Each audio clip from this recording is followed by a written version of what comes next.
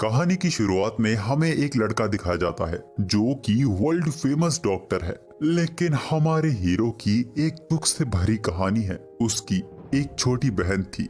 उसकी मौत एक ऐसी बीमारी से हुई जिसका कोई इलाज नहीं था। उस दिन हमारे हीरो ने डिसाइड किया वो एक ऐसी दवाई का आविष्कार करेगा जो किसी भी बीमारी को ठीक कर देगी। उसने बहुत मेहनत करनी शुरू कर दी। कई दिन तो वो अपना खाना पीना भूल जाता था। एक दिन जब वो बहुत ज्यादा थक गया, उसने सोचा कि 40 मिनट्स का ब्रेक ले लिया जाए। पर जब हीरो की आंखें खुली, वो मर चुका था। सोते वक्त ही उसकी मौत हो गई थी। हमारे हीरो फाल्मा का एक नई दुनिया में रिइंकार्नेशन हुआ है। जब उसकी आंखें खुली, एक लड़की उसके लिए परेशान हो रही थी। वो कहती है कि आपको हिलना नहीं चाहिए, आपके ऊपर बिजली गिरी थी। फाल्मा को कुछ समझ नहीं आ रहा था। तभी वो अपनी आवाज में बदलाव दिखता है। वो अपने हाथों को देखता है जो बच्चे जैसे थे। उस लड़की का कहना था कि फाल्मा पर बिजली गिरने के कारण वो कई दिनों से कोमा में था। फाल्मा माफी मांगता है और कहता है कि उसे कुछ भी याद नहीं है। वो लड़की उसको शीशा दिखाती है, जिसको देख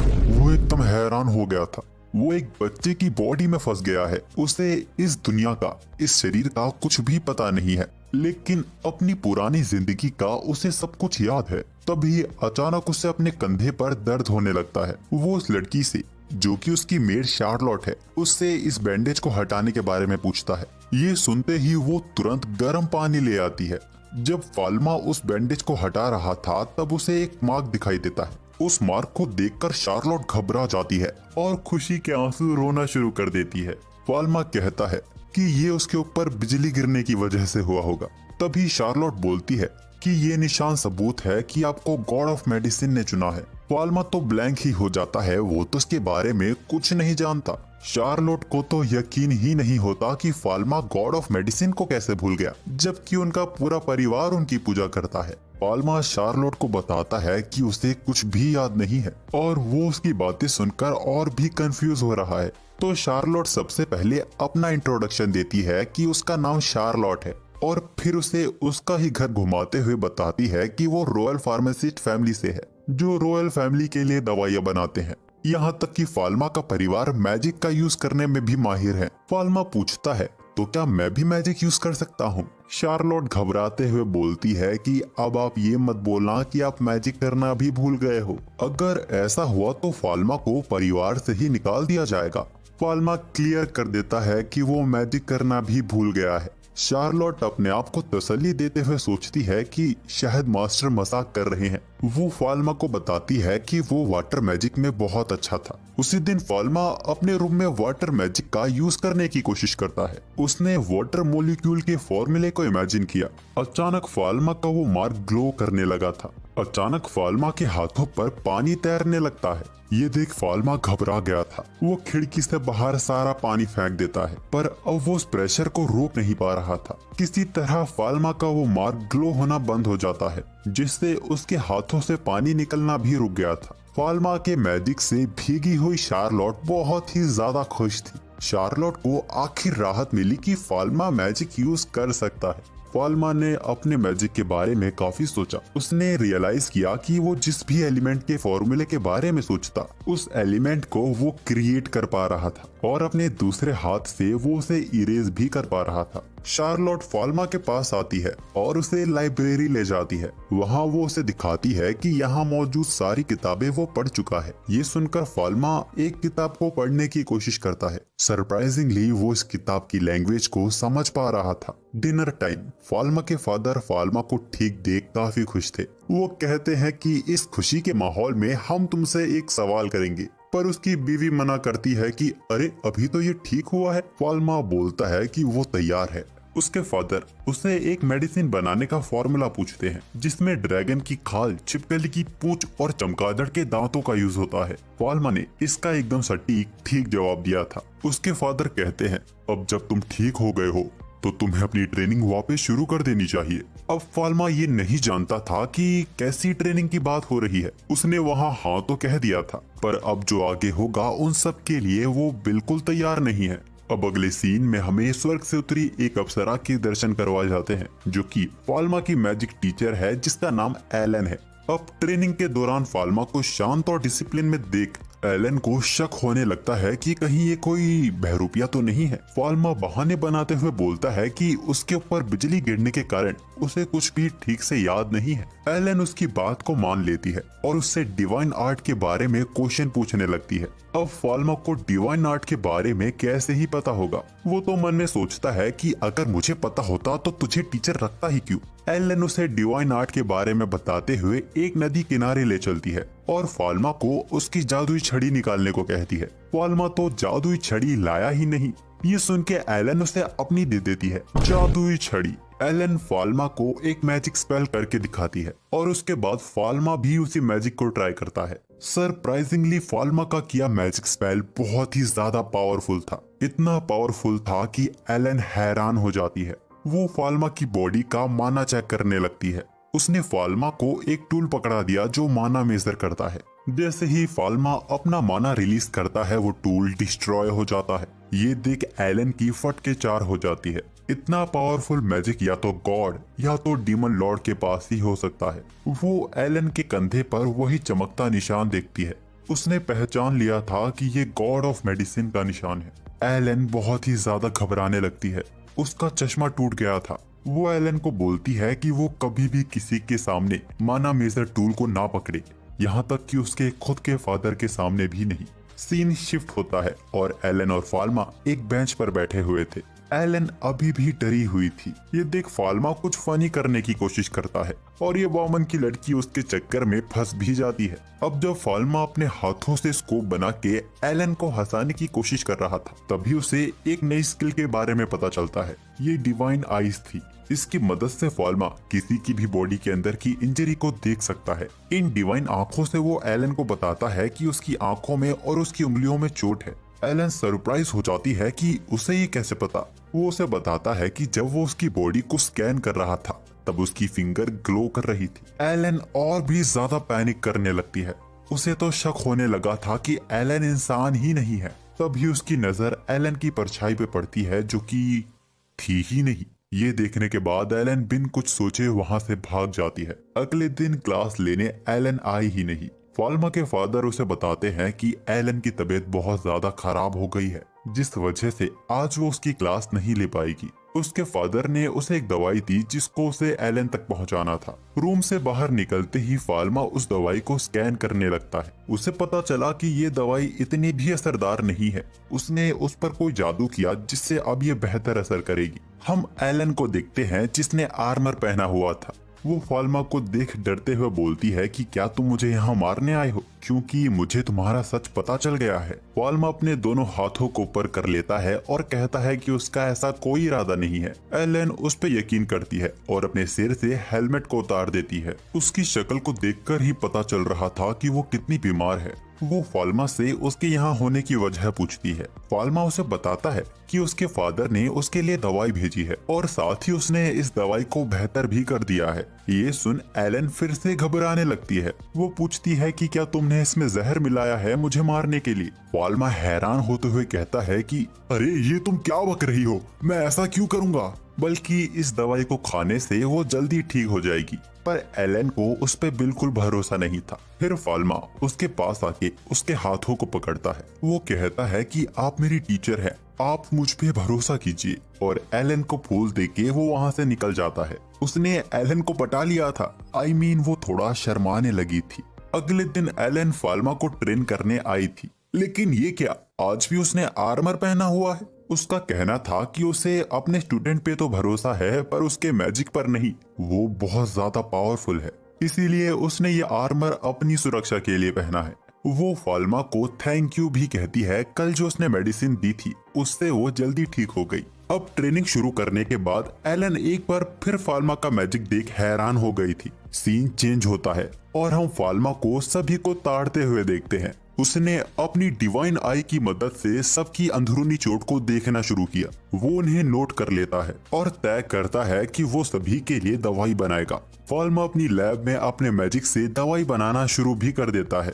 दवाई के बनने के बाद वो सीधा शार्लोट के पास जाता है। उसने वो दवाई शार्लोट को दे दी। हम देखते हैं कि शार्लोट इतनी खुश हुई थी कि वो लगभग वहाँ रोने ही लगी थी। वो फाल्मा को ये सब करने के लिए थैंक्स कहती है।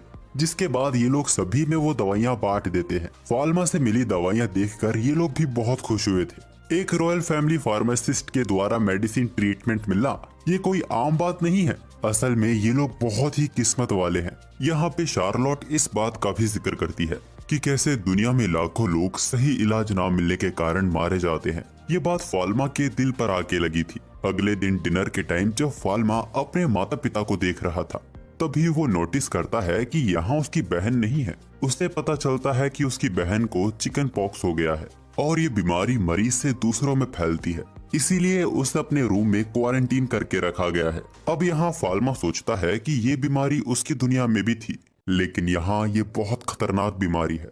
लेकिन फाल्मा को इसका इलाज पता था। इसके बाद ही उसने तुरंत दवाई बनाना शुरू कर दिया। वो उस दवाई को अपनी बहन के खाने में मिला देता है, जिसके बाद वो अपनी बहन से मिलने गया। अपने भाई को यहाँ देख वो घबरा जाती है। वो बोलती है कि फादर ने सबको मेरे पास आने से मना किया है। फाल्मा उसे चुप रहने को कहता है और बताता है कि वो उसके लिए दवाई लेकर आया है। उसकी बहन ब्लांच वो बहुत हैरान हुई, क्योंकि इस दुनिया में अब तक इस बीमारी की कोई दवा नहीं बन पाई है। फाल्मा घबराने लगता है और झूठ बोलता है कि इस दवाई के बारे में उनके फादर की किताब में ही लिखा हुआ था, शायद वो भूल गए होंगे। है वो अपनी बहन को इस बात को सीक्रेट रखने को कहता है, जिसके बाद वो ब्लांच को खाना खिलाता है। वो उसके पास ही रुका रहा और उसका पूरा ख्याल रखा। ब्लांच कहती है आज फाल्मा बहुत अलग बर्ताव कर रहा है। इससे पहले वो कभी भी उसके साथ नहीं खेला करता था। उसे अपना ये वाला भाई बहुत ज्यादा पसंद है। फाल्मा को अपनी छोटी बहन याद आ गई थी। कुछ दिनों बाद ब्लांच एकदम ठीक हो जाती है। फाल्मा इसके बाद एक मिनी माइक्रोस्कोप बना लेता है, क्योंकि वो हर बार अपनी डिवाइन आई का यूज यूं खुले में नहीं कर सकता। उसी वक्त उसके रूम में कोई आ गया था। वो उसे बताने आया था कि उसके फादर उसे बुला रहे हैं। फाल्मा अपने फादर से मिलने गया, लेकिन यहाँ सिर्फ उसके फादर ही नहीं कई और लोग भी मौजूद थे। फाल्मा के फादर उसे अपना सामान पैक करने को कहते हैं। उन्हें रॉयल कैपिटल के लिए तुरंत रवाना होना होगा। अगले सीन में हमें रॉयल पैलेस दिखाया जाता है। हमें पता चलता है कि प्रिंसेस की तबीयत बहुत ज्यादा खराब है। वो मरने की कगार तक पहुंच चुकी है। उनके इलाज के लिए वर्ल्ड के बेस्ट डॉक्टर और फार्मासिस्ट को बुलाया गया है। सभी डॉक्टरों ने फार्मासिस्ट ने अपनी तरफ से पूरी कोशिश की, पर कोई भी बीमारी को पकड़ ही नहीं पाया। वहाँ सभी ने हार मान ली थी। यहाँ तक कि फाल्मा के फादर ने तक ये कह दिया इनका इलाज नहीं हो पाएगा। वहाँ खड़ा फाल्मा सोचता है ऐसी कौन सी बीमारी है जिसका इलाज नहीं है। फाल्मा अपनी डिवाइन आई का यूज करता है। उसे पता चला कि क्वीन को ट्यूबरकुलोसिस हो गया है। इस बीमारी में कोई दवा काम नहीं करती, सिर्फ पेशेंट को वैक्सीन देकर ही बचाया जा सकता है। पर यहाँ की टेक्नोलॉजी इतनी एडवांस नहीं हुई है। यहाँ वाकई क्वीन को बचाना बहुत ही मुश्किल हो गया था। तभी क्वीन के छोटे बच्चे उसके पास आकर रोने लगते हैं। वो नहीं चाहते कि उनकी माँ उससे दूर चली जाए। अब बच्चों को यूं रोता हुआ देख फाल्मा क्वीन के पास जाता है। वो क्वीन से रिक्वेस्ट करता है कि वो उसे उनका इलाज करने का मौका दे। उसने वहाँ साफ साफ कह दिया था कि वो इस बीमारी का इलाज जानता है। सभी डॉक्टर वहाँ हैरान हो गए थे।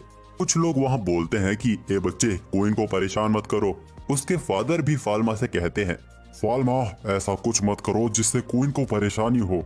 लेकिन तभी क्वीन कहती है ठीक है, मैं तुम्हें अपना इलाज करने की इजाजत देती हूँ।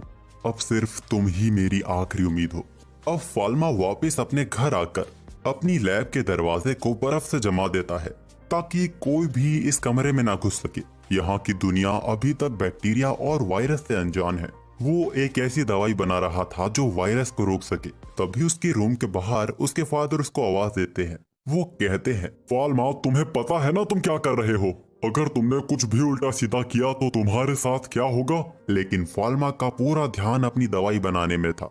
गुस्से में आकर उसके फादर लैब के दरवाजे को ही ब्लास्ट कर देते हैं और कहते हैं कि तुम ऐसा मत करो। लेकिन फाल्मा उनकी बात अनसुनी कर देता है और दवाई बनाना जारी रखता है। उसके फादर गुस्से में आकर आइस मैजिक का यूज करते हैं। फाल्मा ने अपने मैजिक से उनके मैजिक को कैंसिल कर दिया, जिस कारण दोनों के बीच एक वॉल क्रिएट हो जाती है। उसके फादर एकदम हैरान हो गए थे कि फाल्मा ने ये बिना मंत्र बिना स्टाफ के किया था। अब उनके लिए सवाल बदल गया था। वो फाल्मा से पूछते हैं कि वो कौन है। फाल्मा कुछ बोल नहीं पाता। तभी उसके फादर की नजर फाल्मा के नोट्स पर जाती है। उसमें फाल्मा ने कई सारी दवाइयों का फॉर्मूला लिखा हुआ था जो इस दुनिया में एक्सिस्ट भी नहीं करती। फाल्मा अपने फादर से बोलता है कि उसने ये सब अपने सपनों में देखा था जब उसके ऊपर बिजली गिरी थी। अब फाल्मा के फादर को सब समझ आ रहा था। उन्होंने फाल्मा का वो चमकता निशान भी देख लिया था। उन्हें यकीन नहीं होता कि गॉड ऑफ मेडिसिन ने उनके बेटे को चुना है। फाल्मा अपने फादर से दवाई बनाने की परमिशन मांगता है और वो ये भी कहता है कि अगर वो दवाई बनाने में कामयाब हो गया तो उसके फादर को रॉयल कैपिटल में और भी महत्व दिया जाएगा। फाल्मा के फादर ने साफ इनकार कर दिया। वो कहते हैं कि दवाई अगर वो बना रहा है तो क्रेडिट भी उसे ही मिलना चाहिए। वो कहते हैं कि क्वीन ने अपनी जान तुम्हारी काबिलियत पर टिकाई हुई है, तुम्हें भी अपना सब कुछ अपनी दवाई पर टिका देना चाहिए। आखिर एक सच्चे फार्मासिस्ट का काम यही तो होता है। फाल्मा उस दीवार को पिघला देता है। उसके फादर एकदम हैरान हो गए थे। फाल्मा पानी से बर्फ तो बना सकता है लेकिन उसे पिघला नहीं सकता। वो एक बार फिर पूछते हैं कि क्या वो सच में फाल्मा है। फाल्मा कहता है कि वो अपने आप को फाल्मा ही मानता है। अगले दिन फाल्मा दवाई लेकर रॉयल पैलेस जाता है। उसने अपना मुंह ढका हुआ था। ये बात वहाँ मौजूद डॉक्टर और फार्मासिस्ट को अच्छी नहीं लगती। यहाँ फाल्मा के फादर को ना पाकर कोर्ट फार्मासिस्ट फाल्मा से पूछते हैं, क्या तुम्हारे फादर भाग गए हैं? फाल्मा हंसकर जवाब देता है कि ऐसा कुछ भी नहीं है। तभी क्वीन फाल्मा को अपने पास बुलाती है। तब तक वहाँ फाल्मा के फादर भी आ चुके थे। कोर्ट फार्मासिस्ट फाल्मा के फादर से पूछते हैं, क्या तुम अपने बेटे को रोकोगे नहीं?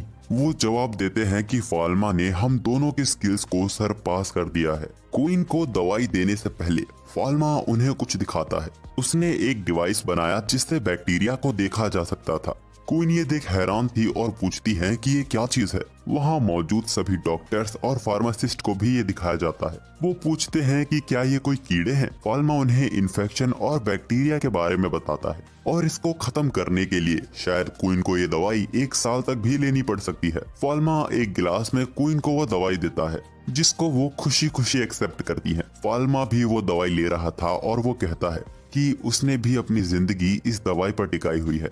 खैर, अब इस दवाई के बन जाने के बाद इस दुनिया में मेडिकल साइंस का एक नया रेवोल्यूशन आया है। अब ये बीमारी वो नहीं रही जिसका कोई इलाज नहीं है। खैर, वहाँ मौजूद डॉक्टर्स फाल्मा से इस डिवाइस के बारे में पूछते हैं।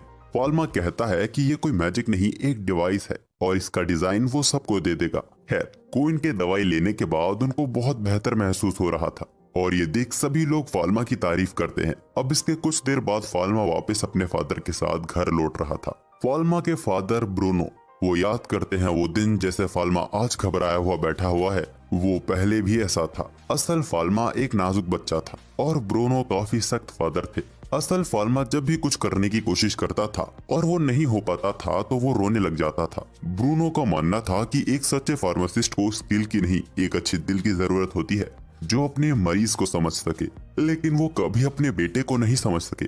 उन्हें तो ये भी नहीं पता चला कि आखिर उनका बेटा किस दौर से गुजर रहा होगा। लेकिन वो इतना तो जान चुके हैं, जो आज उनके सामने बैठा है वो फाल्मा नहीं है। अब यहाँ से कहानी कुछ महीनों आगे जाती है। फाल्मा जो कि क्वीन को चेक करने के लिए रॉयल पैलेस आया हुआ था। क्वीन को देख लग रहा था कि वो धीरे धीरे ठीक हो रही हैं। क्वीन फाल्मा को बताती हैं कि उन्होंने तो जीने की उम्मीद ही छोड़ दी थी। उन्हें तो यकीन हो गया था कि वो मरने वाली है, लेकिन अपने बच्चों के खातिर उन्हें जीने की हिम्मत मिली। ये सब सुन के फाल्मा को बहुत ही अच्छा लग रहा था। वो वहाँ से जाते हुए महारानी को अपना ख्याल रखने को कहता है। अगले दिन फाल्मा और उसके फादर अच्छे अच्छे कपड़े पहनकर वापस रॉयल पैलेस पहुँच गए थे। आज उन्हें क्वीन की तरफ से सम्मानित किया जाने वाला था। क्वीन सबसे पहले फाल्मा के फादर को सामने बुलाती है और उनके कंधे पे मैजिक स्टाफ रख के उन्हें सम्मानित करती है। इसके बाद बारी आती है फाल्मा की। उसे भी सम्मानित किया जाता है और उसे रॉयल फार्मासिस्ट का टैग दिया जाता है और उसे परमिशन दी गई पूरे किंगडम में कहीं भी अपनी फार्मेसी खोलने की। ये फाल्मा के लिए बहुत ज्यादा खुशी की बात थी। वो क्वीन का शुक्रिया अदा करता है। अगले ही दिन फार्मेसी बनने का काम शुरू हो गया। क्वीन की तरफ से किंगडम के बेहतरीन कारपेंटर्स भेजे गए थे, लेकिन परेशानी ये थी कि ये सब फाल्मा के लिए बहुत जल्दी हो रहा है। उसे कोई आइडिया नहीं है कि फार्मेसी कैसी होनी चाहिए। उसने तो हमेशा सोचा था कि वो भी बाकियों की तरह छोटे से शुरुआत करेगा। तभी वहाँ एलन आती है। उसे यहाँ फाल्मा की मदद करने के लिए ही भेजा गया था। सबकी सलाह लेने के बाद आखिर फाल्मा के मन में एक डिजाइन आता है। उस पर तुरंत जोरों शोरों से काम शुरू हो गया था, पर अब वो सोच रहा था कि फार्मेसी का नाम क्या रहेगा। वो अपनी दवाइयों से लोगों का भला करना चाहता है। वो मन में सोचता है कि पीसफुल फार्मेसी नाम कैसा रहेगा। वैसे उसने कभी नहीं सोचा था कि वो कभी कोई पैरेलल वर्ल्ड में फार्मेसी खोलेगा, और वो ये बात एक कारपेंटर सुन लेता है। तुरंत पैरेलल वर्ल्ड फार्मेसी नाम का एक बोर्ड बन गया था। फाल्मा बेचारा वहाँ खड़ा सोच रहा था कि ये क्या हो गया। तभी वहाँ एलन भी आ जाती है। फार्मेसी का नाम दिखकर वो भी बहुत ज्यादा खुश हुई। एलन उससे कहती है, नाम तो काफी ज्यादा अच्छा है। फाल्मा शर्माते हुए कहता है, अरे यार ओके। जब एलन फाल्मा से बात कर रही थी तभी वहाँ हम एक नए शख्स को देखते हैं। वो फाल्मा से पूछता है कि वो यहाँ का नौकर है या फिर यहाँ का बॉस। फाल्मा फेक स्माइल के साथ कहता है, बाप। वो आदमी बोलता है कि तुम तो काफी छोटे हो, फिर भी इस फार्मेसी के मालिक हो। तुम्हें देख के तो लगता है कि तुम तो बस यहाँ कैंडी ही बना पाओगे। एलन को ये बात अच्छी नहीं लगती, पर फाल्मा उसे रोकते हुए कहता है कि बकलोली मत कर पकोड़ी। खैर ये आदमी यहाँ की कॉमनर फार्मेसी गिल्ड से आया है और उसने सुना है कि फाल्मा सस्ती दवाइयाँ बेचने वाला है। फाल्मा कहता है कि हाँ वो यहाँ सस्ती दवाइयाँ बेचने वाला है। ये बात सुनकर उस आदमी को गुस्सा आ जाता है। तभी एलन उनके बीच में आ जाती है और उस आदमी को धमकी देती है कि अगर तुम इस फार्मेसी को बर्बाद करने की सोच रहे हो तो पहले तुम्हें मेरा सामना करना होगा। वहाँ उसकी फटके 45 हो गई थी। वो वहाँ से ये कहकर चला जाता है कि वो तो यहाँ बस दोस्ती करने आया था, पर एलन उसे लगातार गाली दिए ही जा रही थी। और यहाँ हमें रियलाइज होता है कि ऐसी बंदी हमें भी चाहिए। खैर वो लोग फार्मेसी के अंदर आ गए थे। अब फार्मेसी तो बन चुकी थी, लेकिन इतनी बड़ी फार्मेसी चलाने के लिए वो दोनों काफी नहीं है। फाल्मा को इसी चीज की टेंशन हो रही थी। तभी वहाँ शार्लोट आती है। शार्लोट कहती है कि वो इसमें फाल्मा की मदद करना चाहती है। फाल्मा उसे यहाँ के छोटे मोटे काम पकड़ा देता है, पर शार्लोट बताती है कि वो मैथ में बहुत अच्छी है और वो बिल काउंटर अच्छे से संभाल सकती है।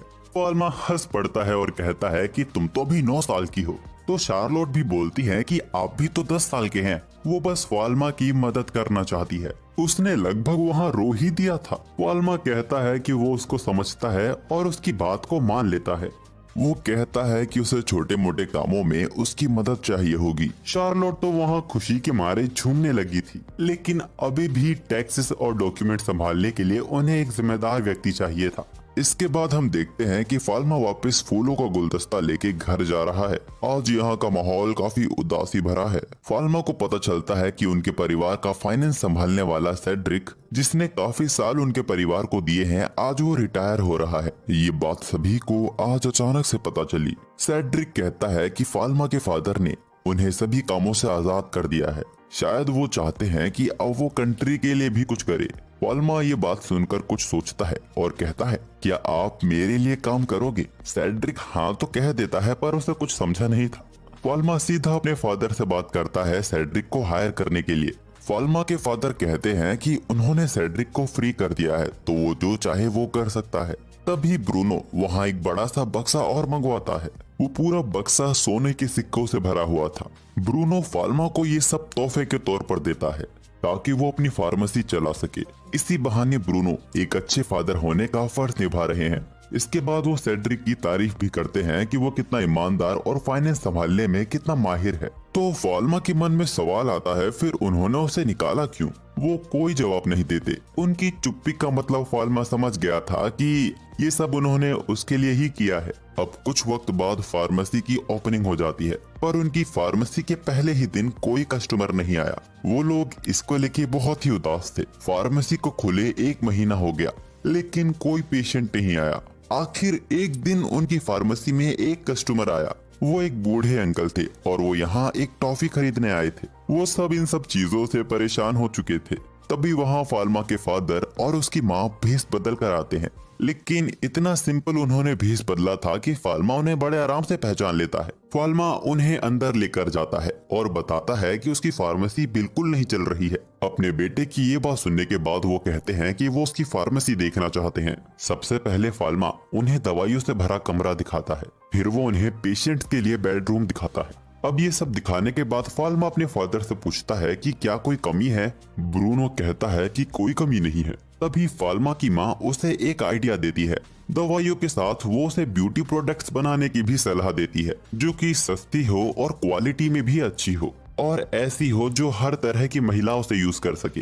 फाल्मा को इस आइडिया में दम लगता है। अब उसके फादर कहते हैं कि अगर वो ब्यूटी प्रोडक्ट्स बनाएगा तो वो इस बात का ध्यान रखे कि वो केमिकल का यूज ना करे। केमिकल स्किन डिसीजेस का कारण बनती हैं। अब जब उन दोनों के बीच ये बातें हो ही रही थी और ब्रूनो अपनी बीवी की तारीफ कर रहा था, तभी अचानक एक आदमी उसकी फार्मेसी में भगा चला आता है। उसे जल्द से जल्द यहाँ के फार्मासिस्ट को अपने साथ ले जाना था। वो बताता है कि एक लड़की की हालत बहुत खराब हो गई है। फार्मा तुरंत उसके साथ जाता है। वो वहाँ देखता है कि एक बग्घी के पास बहुत भीड़ इकट्ठा हो गई है। फाल्मा को देख ये लोग हैरान हो जाते हैं कि ये तो बच्चा उठा लाया है, लेकिन फाल्मा इन पे ध्यान न देकर बग्घी के अंदर घुस जाता है। उस बग्घी के अंदर जो लेडी थी उसकी हालत वाकई बहुत खराब थी। वो अपनी आंखें हल्की हल्की सी ही खोल पा रही थी।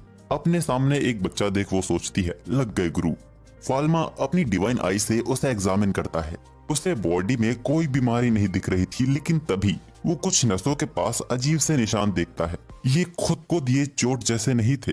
जिस तरह ये कट लगाए गए हैं ये किसी प्रोफेशनल का काम है। ज्यादा ब्लड लॉस होने की वजह से ये लड़की अपने होश आवाज में भी नहीं है। फाल्मा उसे अपनी फार्मेसी ले आता है और उस लड़की का इलाज करने लगता है। जब उसकी हालत थोड़ी ठीक हो जाती है तो वो लोग उससे सवाल करते हैं कि उसने अपने हाथों पे कट क्यों लगाए थे। असल में ये कट इसी लड़की ने ही लगाए थे। नसों पर हल्के कट लगाकर ये जानबूझ के अपना ब्लड लॉस कर रही थी, क्योंकि ऐसा करने से स्किन सफेद हो जाती है। लेकिन यहाँ मैं आपको बता दूं कि गोरे लोगों की और सफेद हो जाती है।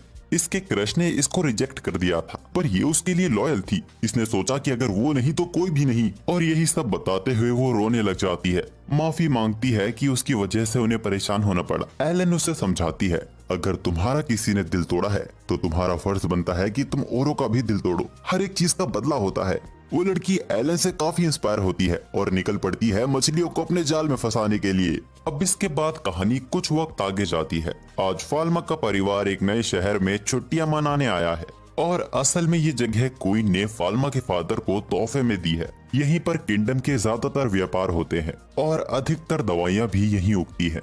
वहाँ के इंचार्ज ब्रूनो को यहाँ काम करने वाले सभी से इंट्रोड्यूस करवाते हैं। साथ ही साथ ब्रूनो को यहाँ ये भी पता चलता है कि उन्हें ट्रेड करने में थोड़ी परेशानी हो रही है। एक कंपनी जिसको नेदरलैंड की रॉयल फैमिली चलाती है वो उनके ट्रेड में बाधा बन रही है। फाल्मा वहाँ एक बकवास सा ओपिनियन देता है कि हम थोड़ा बहुत तो लॉस सह सकते हैं, हमें भी लोगों के भले के बारे में सोचना चाहिए। उसका बाप उसे कमरे से बाहर जाने को कहता है।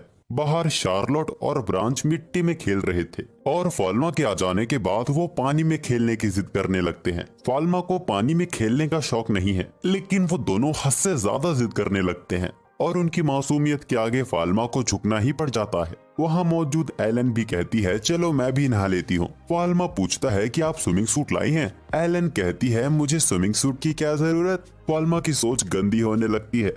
खैर ब्लांच को पानी में खेलता देख फाल्मा को अपनी बहन याद आ जाती है। वो भी पिछली दुनिया में फाल्मा से पानी में खेलने की जिद किया करती थी। फाल्मा बात को टाल देता है कि वो अगली साल खेलेंगे। वो भी अपने भाई की बात मान के उससे प्रॉमिस ले लेती है। वो वाकई अपने भाई के साथ पानी में खेलना चाहती थी, पर अगले ही साल उसकी गुप्त बीमारी के बारे में पता चला।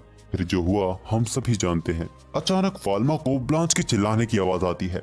वो किनारे से दूर जा चुकी थी, जिस कारण वो समुद्र के तल में डूबने लगी थी। एलन उसकी मदद करने जाती है, लेकिन उसे भी तैरना नहीं आता। उतने में फाल्मा काफी तेजी से ब्रांच की ओर तैरने लगता है। उसे डर लग रहा था कि क्या वो इस दुनिया में भी अपनी बहन को खो देगा। ब्लांच समुद्र के तल की ओर डूबने लगती है। फाल्मा इस चीज को एक्सेप्ट नहीं करना चाहता था। अचानक उसका मार्क तेजी से ग्लो करने लगता है। अचानक उस एरिया का सारा पानी गायब हो जाता है। समुद्र के उस हिस्से में वो जगह खोखली हो चुकी थी। पानी वहीं के वहीं थम गया था। वहाँ मौजूद एलन को अपनी आंखों दिखे इस चमत्कार पर यकीन नहीं होता। जिस जगह अभी ये लोग खड़े हैं वहाँ पानी सूख चुका है, यानी कि फाल्मा ने सिर्फ पानी हटाया ही नहीं, यहाँ से गायब ही कर दिया है। फाल्मा ये खुद नहीं जानता कि उसने ये कैसे क्या किया है। फाल्मा ब्लांच को वहाँ से बाहर लेकर आता है। उसने फाल्मा को गले लगाकर रोना शुरू कर दिया था। फाल्मा अपनी डिवाइन आई से ब्लांच को एग्जामिन करता है और तसल्ली करता है कि अब सब कुछ ठीक है। एलन फाल्मा से पूछती है कि वो सब क्या था, लेकिन फाल्मा भी नहीं जानता। वो कहता है कि शायद उसने नेगेटिव एट्रीब्यूट मैजिक का इस्तेमाल किया था, लेकिन एलन कहती है कि ऐसा नहीं हो सकता। ये मैजिक चीजों को हटा सकता है, लेकिन तुम्हारे किए मैजिक ने वहाँ मौजूद पूरे पानी को गायब ही कर दिया। एलन कहती है कि लेकिन तुमने जो भी किया वो ठीक किया, मैं भी डिवाइन मैजिक की मदद से ब्लांच को बचा नहीं पाती। फाल्मा अपनी बहन को याद कर ब्लांच को कस के पकड़ लेता है। उसने अपनी बहन को बचा लिया था। अब जब फाल्मा रात में अपने कमरे में बैठा हुआ था, आज जो भी हुआ वो उसके बारे में ही सोच रहा था। वो सोचता है कि वो मैजिक करते दौरान उसने वाटर मॉलिक्यूल्स के बारे में सोचा। अगर उसने उस वक्त पानी के होने का वजूद ही मिटा दिया था तो इंसान भी तो पानी से बने हैं, यानी कि फाल्मा का मैजिक इंसानों को भी नुकसान पहुंचा सकता है। अब फाल्मा अपने आप से ही डरने लगता है कि उसने अगर गलती से ब्रांच को ही नुकसान पहुंचा दिया होता तो। तभी शार्लोट वहां आती है और फाल्मा से पूछती है कि क्या उसे कुछ चाहिए। फाल्मा ना में जवाब देता है और कहता है कि आज जो भी हुआ उन सब के बाद तो शार्लोट भी थक गई होगी। शार्लोट वहां से जाने ही वाली थी कि तभी वो फाल्मा के चेहरे को देखती है। उसके चेहरे पे चिंता साफ दिखाई दे रही थी। वो कहती है कि तुम्हें परेशान होने की कोई जरूरत नहीं है, आज तुमने जो भी किया वो अपनी बहन को बचाने के लिए किया। फाल्मा कहता है कि उसने सबको डरा दिया था। शार्लोट कहती है कि सारी गलती मेरी है, ब्रांच को बचाने की जिम्मेदारी उसकी थी और आपने तो एकदम कमाल ही कर दिया। आपने हीरो की तरह पानी में छलांग लगा दी और एक हीरो की तरह ब्रांच को भी बचा लिया। फाल्मा कहता है कि नहीं, तुमने अच्छा किया, तुम्हें स्विमिंग करना नहीं आता है, तुम्हारा ध्यान रखना भी मेरी जिम्मेदारी है, तुम भी मेरे परिवार का हिस्सा हो। ये बातें सुन के शार्लोट बहुत ही इमोशनल हो जाती है। वो वहाँ पे रोने लग जाती है। वो कहती है कि वो फाल्मा के इन शब्दों को कभी नहीं भूलेगी। अचानक सीन चर्च पर शिफ्ट होता है। वहाँ मौजूद प्रीस्ट और फ्रेंच के उस बच्चे की बात कर रहे थे जिसने समुद्र के पास उस बच्चे को देखा जिसने समुद्र का पानी गायब कर दिया। उसने बताया कि वो बच्चा बहुत डरावना है और उसकी एक पूंछ भी है। जहाँ ये सब हुआ, एक प्रीस्ट उस जगह को एग्जामिन करने गया और उसे पता चला कि यहाँ डिवाइन पावर का यूज किया गया है। उन्हें ये भी पता चला है कि उस बच्चे की कोई परछाई नहीं है। इन प्रीस्ट ने उस बच्चे को खत्म करने का निश्चय कर लिया था। यहाँ दूसरी तरफ हम देखते हैं कि आज फाल्मा की फार्मेसी में बहुत ज्यादा भीड़ है क्योंकि ये लोग बीच में एक ट्रिप पर जो चले गए थे। हमें ये भी पता चलता है कि अब तो फाल्मा की दवाइयाँ भी अच्छे से बिकने लगी है। तभी हम देखते हैं कि उसी चर्च के दो प्रीस्ट फाल्मा की फार्मेसी में काफी देर से खड़े हैं। वो लगातार फाल्मा को ही घूरे जा रहे थे। फाल्मा ने भी ये नोटिस कर लिया था। वो एलन से इन लोगों के बारे में पूछता है। एलन कहती है कि वो फार्मासिस्ट तो नहीं लगते। शार्लोट ने भी उनसे बात करने की कोशिश की थी पर वो बहुत अजीब व्यवहार कर रहे थे। शार्लोट कहती है कि हमें गार्ड्स को इन्फॉर्म कर देना चाहिए पर फाल्मा मना कर देता है क्योंकि वो उनके मेहमान हैं। अगले दिन की सुबह सुबह जब गार्ड्स अपनी मॉर्निंग ड्यूटी पर आए ही थे तभी वो देखते हैं कि एक घोड़ा गाड़ी तेजी से फार्मेसी की ओर आ रही है। वो फार्मेसी से जा टकराई थी। ये बात जब ब्रूनो को पता चलती है वो गार्ड्स पर बहुत गुस्सा करते हैं।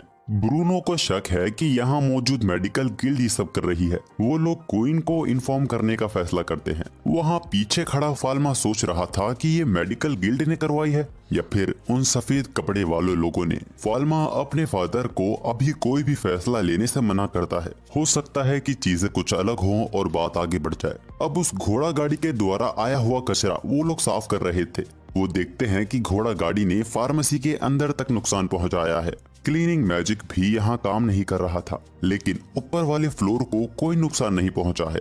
अब तभी हम वही बूढ़े वाले अंकल को देखते हैं जो अपने ताकतवर क्रू के साथ फाल्मा की फार्मेसी में आए हैं।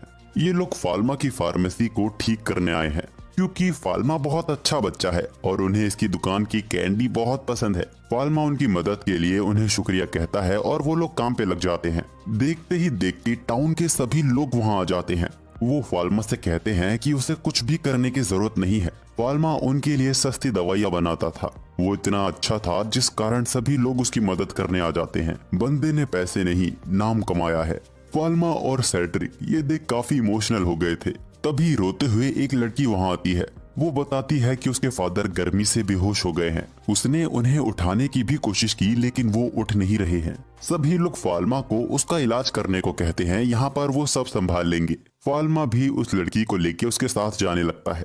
रास्ते में हम देखते हैं कि इस लड़की का बर्ताव काफी अजीब है। वो लड़की फाल्मा को टाउन से काफी दूर ले आई थी। अचानक फाल्मा पीछे मुड़कर देखता है तो वो लड़की गायब थी और तभी फाल्मा देखता है उन सफेद कपड़े वाले लोगों को जिन्होंने उसे घेर लिया है। वो फाल्मा से सीधा सवाल करते हैं कि तुम वही हो ना जिसने समुद्र के पानी को गायब कर दिया था। फाल्मा को एलन की वो क्लास याद आती है जब उसने उसे चर्च के बारे में बताया था। चर्च वो जगह है जहाँ डिवाइन आर्ट और नोबल्स की सारी जानकारी मौजूद है और चर्च ही नोबल परिवार के बच्चों को डिवाइन आर्ट देते हैं।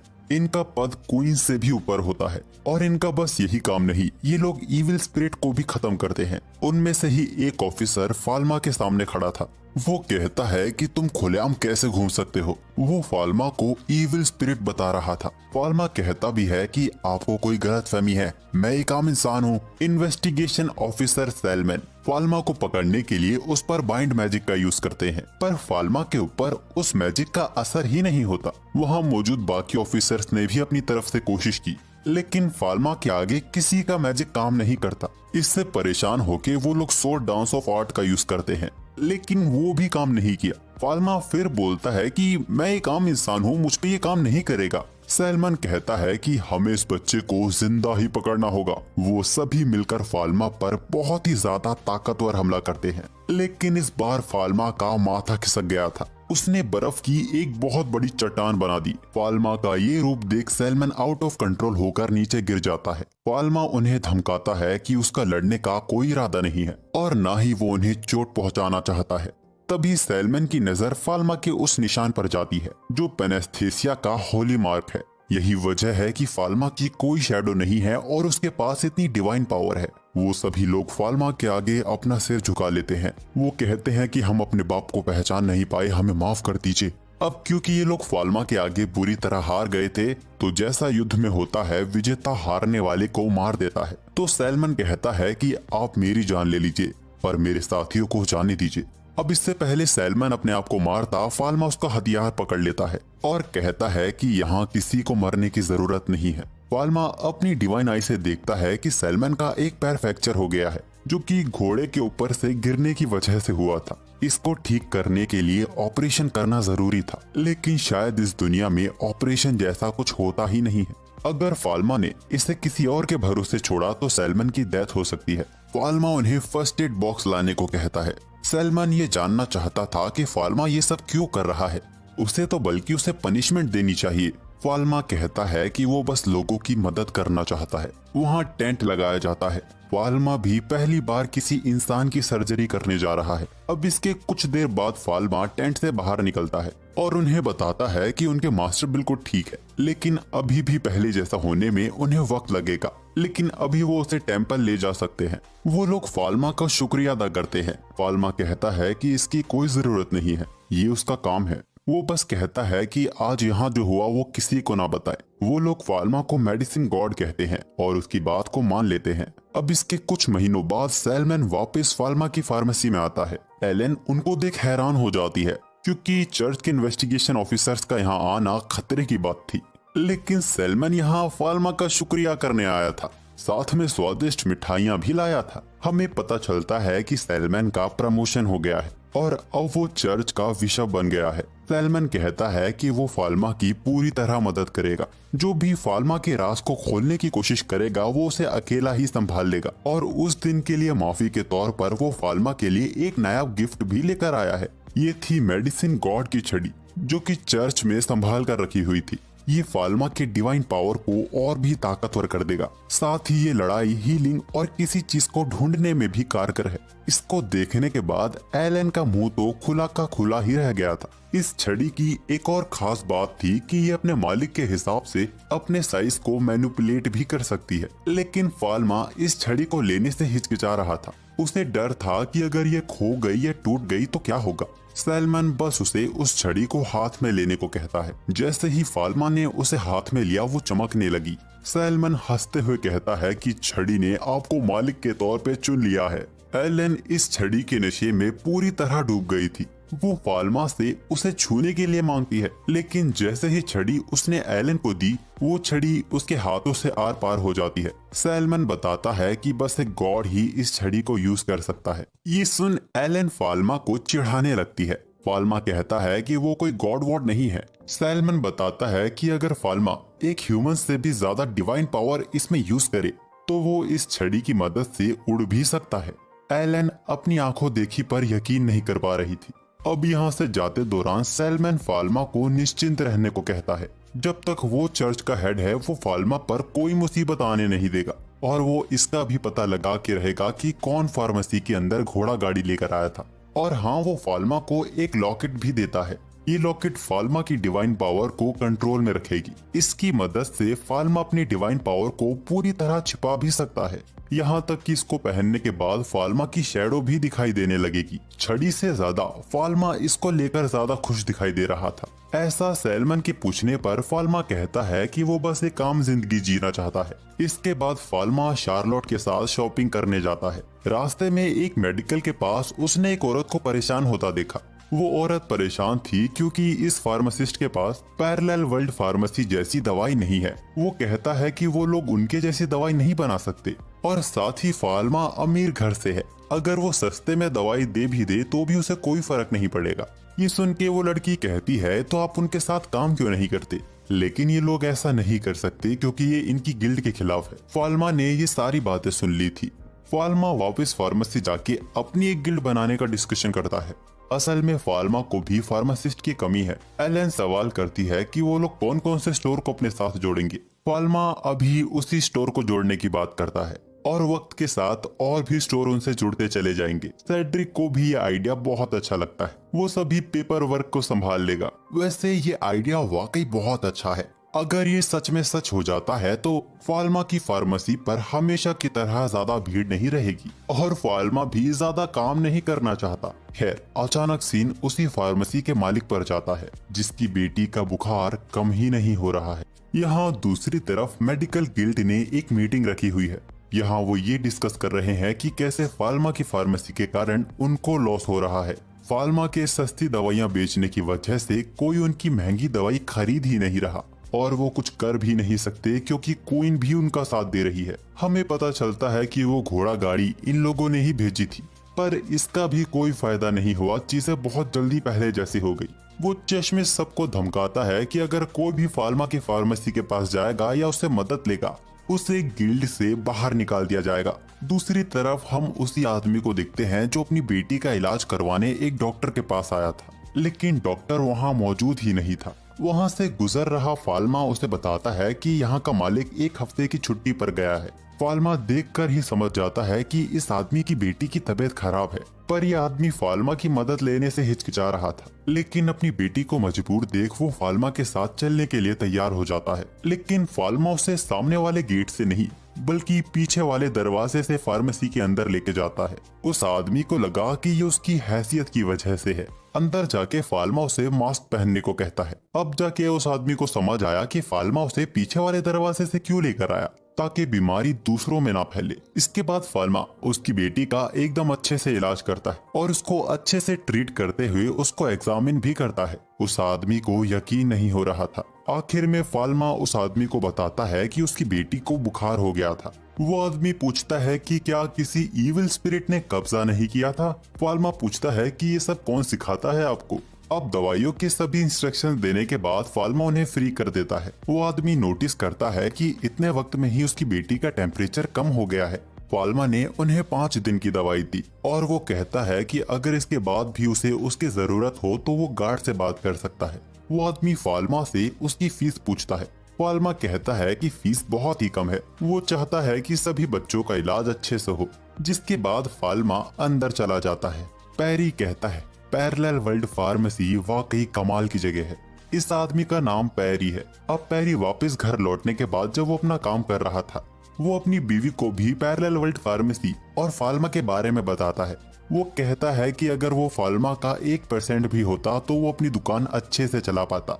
वो फाल्मा से मदद भी नहीं ले सकते क्योंकि ये रूस के खिलाफ है। उसकी वाइफ उसका हौसला बढ़ाती है कि वो जानती है कि वो कितनी मेहनत करता है और वो रिस्क भी नहीं ले सकता क्योंकि उनके ऊपर कर्ज भी है और अभी उनकी बेटी छोटी है जिसका भविष्य उनके ही हाथों में है। पैरी ये कहते हुए रोने लगता है कि वो तो अपनी बेटी का इलाज भी नहीं कर सकता, जिसके बाद वो दोनों ही दुखी हो जाते हैं। अगले दिन आज फिर कॉमनर मेडिकल गिल्ड में मीटिंग हो रही थी। वो लोग इसी बात को लेकर परेशान थे कि अब उनकी दवाइयां ना के बराबर भी नहीं बिक रही है। मोटू बोलता है कि उसने तो अपनी बीवी को फाल्मा के ब्यूटी प्रोडक्ट्स ही लगाते पकड़ लिया था, जिसके बाद उसने उसके सामने अपनी ताकत का प्रदर्शन किया। अब वो कैसे भी ब्यूटी प्रोडक्ट्स नहीं लगा पाएगी। खैर, वो पैरी से पूछता है कि उसकी मेडिकल के क्या हाल है, जो कि फाल्मा के फार्मेसी के सबसे करीब है। पैरी बिना कुछ छिपाए सब बता देता है कि फाल्मा की फार्मेसी वाकई कमाल की है। वो किसी के साथ भेदभाव नहीं करता। उसने ये भी बताया कि वो अपनी बेटी को भी लेकर गया था। मोटू गुस्सा हो जाता है और बोलता है कि ये बस साजिश है, उन्हें दबाने की कोशिश की जा रही है। वो बोलता है कि कॉमनर्स को नोबल्स से कोई फर्क नहीं पड़ता, वो बस उनका फायदा उठाना चाहते हैं। वो नोबल्स पे भरोसा नहीं कर सकते, ना ही उन पे डिपेंड हो सकते। वो कभी भी भलाई का काम छोड़ के वापस रॉयल फैमिली के लिए ही काम कर सकते हैं। इसीलिए वो पूरा कंट्रोल फाल्मा के हाथों में नहीं दे सकते, वरना आम लोगों को बहुत ही ज्यादा नुकसान होगा। पैरी चिल्लाकर कहता है कि हमें उनके साथ काम करने की जरूरत है। मोटू, जिसका नाम बेरोन है, वो बोलता है कि ये क्या तरीका है अपने मास्टर से बात करने का। पैरी कहता है कि उनके काम करने का तरीका एडवांस और लॉजिकल है। हम जो अपने पूर्वजों द्वारा जड़ी बूटियों का इस्तेमाल करते आ रहे हैं, हम लोग तो खुद भी नहीं जानते कि ये हमारे पेशेंट्स को ठीक करेगी भी या नहीं। हमारी फार्मेसी तुक्के पे चल रही है। बेरोन उसे गिल्ड से निकल जाने को कहता है। पैरी का सब कुछ बर्बाद हो गया था, उसकी शॉप को पूरी तरह तोड़ दिया गया था। फाल्मा की नजर उस पर पड़ती है, वो उसका ख्याल पूछने आता है। पैरी बताता है कि उसने अपनी गिल्ड को पैरेलल वर्ल्ड ऑफ फार्मेसी के साथ अपना एक्सपीरियंस शेयर किया, जिस कारण हालात अब ऐसे हो गए हैं। उनका लाइसेंस भी अब उनसे छीन चुका है। फाल्मा माफी मांगता है कि ये सब उसकी वजह से हुआ है। पैरी कहता है कि उसमें उसका कोई दोष नहीं है और वो हार भी नहीं मान सकता। वो कहता है कि वो देश छोड़ के एक नई शुरुआत करेगा। ये सब सुन के फाल्मा उसे बताता है कि वो एक नई गिल्ड शुरू करने की सोच रहा है। अगर वो चाहे तो वो उसे ज्वाइन कर सकता है। ये सुन के पैरी तो रोने ही लगा था। अगले दिन एक नई शुरुआत के साथ पैरेलल वर्ल्ड ऑफ फार्मेसी की एक नई ब्रांच बनके पैरी अपनी शॉप खोलने जा रहा था, पर वो घबरा रहा था। उसे डर था कि क्या उसकी फार्मेसी चलेगी। वो फाल्मा नहीं है, उसकी बेटी उसका हौसला बढ़ाती है। वो दरवाजा खोलता है और देखता है कि 50 से ज्यादा लोग उसकी फार्मेसी के बाहर खड़े हैं। पैरी एक बार फिर खुशी के आंसू रोने लगा था। वो सभी का खुले दिल से स्वागत करता है। अचानक सीन चेंज होता है। हमें एक शख्स दिखाया जाता है जिसको मैजिक सर्कल में कैद किया हुआ था। जिसने उसे पकड़ा हुआ है वो कहता है कि तुमने कई सारे इलाज के तरीके ढूंढे, लोगों ने तुम्हें जीनियस मानना शुरू कर दिया था, तो फिर तुमने ऐसा क्यों किया। वो बड़ी बेशर्मी से कहता है कि एक दिन सभी को मरना ही है। वहाँ मौजूद ब्रूनो उससे गुस्से में पूछता है, तो क्या इसीलिए तुमने सारे एक्सपेरिमेंट जिंदा इंसानों पर किए थे। वो आदमी ब्रूनो का नाम लेते हुए कहता है कि इन सब से कोई फर्क नहीं पड़ता ब्रूनो, इस दुनिया में सिर्फ झूठ ही भरा हुआ है। अचानक ब्रूनो की नींद खुलती है। हम देखते हैं कि ब्रूनो बहुत ही घबराया हुआ है। अब अगले दिन डिनर के टाइम जब पूरा परिवार एक साथ बैठा हुआ था, उसी वक्त ब्रूनो पेल की भेजी चिट्ठी पढ़ने लगते हैं। पेल ब्रांच और फाल्मा का बड़ा भाई है, जो दुनिया की सबसे ग्रेटेस्ट मेडिकल फार्मेसी यूनिवर्सिटी में पढ़ाई कर रहा है। अब इस लेटर को पढ़ने के बाद ब्रूनो फाल्मा को उसके ऑफिस में मिलने को कहते हैं। ब्रूनो बताता है कि कैपिटल के अंदर बहुत जल्द बहुत बड़ा फेस्टिवल होने वाला है, जिसमें दूर दूर से बड़ी बड़ी हस्तियां भी आने वाली हैं। लेकिन ब्रूनो को पता चला है कि एक अनजान बीमारी लोगों में फैल रही है। ये अजीब तरह की महामारी है जो नेदरलैंड के पास फैलना भी शुरू हो गई है। पेल ने लेटर में बताया है कि इस बीमारी के कारण 1000 लोगों ने अपनी जान गंवाई है। अब क्योंकि फेस्टिवल में नेदरलैंड से भी लोग आएंगे, तो यहाँ भी इस महामारी के फैलने का डर है। ये लोग नेदरलैंड के लोगों को आने से रोक भी नहीं सकते। फाल्मा अपने फादर से पूछता है, क्या उनके पास इन्फेक्शन के सैंपल हैं? ब्रूनो बताता है कि उन लोगों को तुरंत ही जला दिया गया था और ये उनके द्वारा बहुत ही सही डिसीजन लिया गया था। ऐसा करने से बीमारी के फैलने की गुंजाइश को कम किया गया है। पेल एक और लेटर अपने बाप को भेजता है। उसने उसमें बताया कि उस बीमारी पर रिसर्च करने की कोशिश की गई, लेकिन जो लोग इस बीमारी पर रिसर्च कर रहे थे वही लोग इससे इन्फेक्ट हो गए, जिस कारण आखिर में उन्हें भी जलाना पड़ा। पेल ने एक रेवोल्यूशनरी डिवाइस का भी जिक्र किया है, जिसकी मदद से उन्होंने बैक्टीरिया का स्केच भेजा है। ये फाल्मा का ही वो माइक्रोस्कोप है। फाल्मा अपने बाप से उस बैक्टीरिया की एक कॉपी मांगता है। यहाँ दूसरी तरफ मेंशन में पैरेलल वर्ल्ड ऑफ फार्मेसी की ही बातें चल रही थी। क्वीन को बताया जाता है कि कैसे पैरेलल वर्ल्ड ऑफ फार्मेसी के बनने के बाद और उसकी दूसरी ब्रांच खुल जाने से उनके किंगडम की लोगों की हेल्थ में 20% का सुधार आया है और फाल्मा की गिल्ड और उसके ब्यूटी प्रोडक्ट्स भी तरक्की पर चल रहे हैं, जो कि कुल मिला के सीधा उनकी कंट्री को ही सपोर्ट कर रहा है। क्वीन खुश होते हुए बोलती है कि उन्हें इसकी पहले से ही उम्मीद थी। क्वीन फाल्मा को तोहफे के तौर पर नोबल बैरन बनाने का सोचती है। तभी एक लेडी क्वीन को याद दिलाती है कि अभी भी फाल्मा एक बच्चा है। यहाँ दूसरी तरफ एलन फाल्मा से मिलने आई थी, लेकिन उसे फाल्मा काफी परेशान हालत में मिलता है। फाल्मा एलन को इस आने वाली आपदा के बारे में सब कुछ बता देता है और उन्हें इसे रोकने का कोई ना कोई तरीका ढूंढना ही होगा। तभी शार्लोट फाल्मा को पेल की भेजी चिट्ठी के बारे में बताती है। उस चिट्ठी को पढ़ने के बाद फाल्मा बड़ा हैरान होता है कि इस दुनिया में भी ये बीमारी है। एलन फाल्मा से पूछती है कि क्या उसे कुछ पता चला। फाल्मा बताता है कि ये स्केच साफ तो नहीं, लेकिन उसके अंदाजे से ये बीमारी ब्लैक डेथ है। फाल्मा कई सारे फार्मासिस्ट की मदद लेता है ताकि इस बीमारी का सामना कर सके। उसने फेस्टिवल के लिए कई सारे क्वारंटीन भी बनवा दिए हैं। इन लोगों ने अपनी तरफ से पूरी तैयारी कर ली है ब्लैक डेथ का सामना करने के लिए। फाल्मा कहता है कि इन सब के बावजूद भी नेदरलैंड के लोगों के साथ कोई डिस्क्रिमिनेशन ना किया जाए, और वो बोलता है कि उसे ये बात हायर अप्स में भी बतानी होगी। फाल्मा ब्रूनो को जाके ब्लैक डेथ के बारे में बता देता है। ब्रूनो को भी इसका हल्का अंदाजा था, लेकिन इस बीमारी का अब तक कोई इलाज नहीं है। फाल्मा मन में सोचता है कि धरती पर 210 साल पहले ऐसी ही एक बीमारी के कारण आधा यूरोप खत्म हो गया था। ब्रूनो कैपिटल के लिए निकल रहा था। ये जानकारी वहां भी देनी बहुत ही जरूरी है। फाल्मा अपने फादर से कहता है कि घबराने की कोई बात नहीं है, वो लोग कैपिटल को कुछ नहीं होने देंगे। फाल्मा ने इन्फेक्शन का पता लगाने का तरीका और एक दवाई बना ली है जो इस बीमारी का इलाज कर सकेगी, लेकिन इस वक्त बस फाल्मा ही इस दवाई को बना सकता है। पर वो अपनी तरफ से पूरी कोशिश कर रहा है इसकी सप्लाई को बढ़ाने में। फाल्मा ने अपने फादर को इम्प्रेस कर दिया था। वो बोलता है कि भले ही दवाई बन गई हो, लेकिन इसको रोकने के लिए इसके इन्फेक्शन को फैलने से रोकना होगा, और इसके लिए रॉयल कैपिटल के फार्मासिस्ट काफी नहीं है। इसीलिए ब्रूनो सीधा पैलेस क्वीन से मिलने जाता है। वहाँ उसने क्वीन को इस बीमारी के बारे में सब बता दिया था। क्वीन सभी दरवाजों को बंद रखने को कहती है ताकि इन्फेक्शन कम से कम फैले। फाल्मा कहता है कि इसकी कोई जरूरत नहीं है, पर हर दरवाजे पर इंस्पेक्शन होना जरूरी है। इसके लिए उन्हें कंपाउंडिंग फार्मेसी गिल्ड के सभी फार्मासिस्ट की जरूरत पड़ेगी। कोई इसका ऑर्डर दे देती है। वो अपने एम्पायर के लोगों को बचाने के लिए कुछ भी करेंगी। हम देखते हैं कि सभी लोग काफी अच्छे से काम कर रहे हैं। फाल्मा ने एक एडवांस माइक्रोस्कोप भी बनाया है। फाल्मा पैरी से ब्लैक डेथ की दवाइयों के बारे में पूछता है। पैरी बताता है कि मटेरियल सभी के पास पहुंच गया है, अब वो लोग आसानी से 1000 से ज्यादा लोगों का इलाज कर पाएंगे। फाल्मा पैरी को शुक्रिया कहता है और कहता है कि अगर किसी पे पैसे ना हो तो वो लोग फ्री में उसका इलाज करेंगे। पैरी भी कहता है कि वो लोग मिलकर ब्लैक डेथ को रोकेंगे। क्वीन भी परेशान है फेस्टिवल के दिन को लेके। उनके मिनिस्टर उन्हें बताते हैं कि सभी लोग अपना काम बेहतरीन तरीके से कर रहे हैं। उन्होंने प्रीस्ट हेड साइमन को भी इसके बारे में बता दिया है, जो कि अपने तरीके से ब्लैक डेथ की सफाई करेंगे।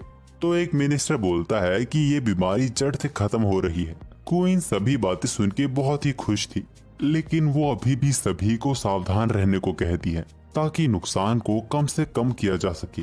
क्वीन उन्हें फाल्मा के सभी डिसीजन को फॉलो करने को कहती है, क्योंकि उसका डिसीजन हमेशा सही होता है। यहाँ दूसरी तरफ फाल्मा और एलन भी निकल पड़े हैं ब्लैक डेथ का सामना करने के लिए, मतलब कि नेदरलैंड से आ रही शिप्स का इंस्पेक्शन करने के लिए। यहाँ बहुत सारी शिप्स आई हुई थी और इन शिप्स में कहीं भी वो वायरस हो सकता है। फाल्मा वापस शहर आता है। डॉक्टर से उन शिप्स की इंस्पेक्शन की जो कल आई थी। ये काम काफी सीरियसली किया जा रहा है। लगातार लोगों को क्वारंटाइन और आइसोलेट किया जा रहा है।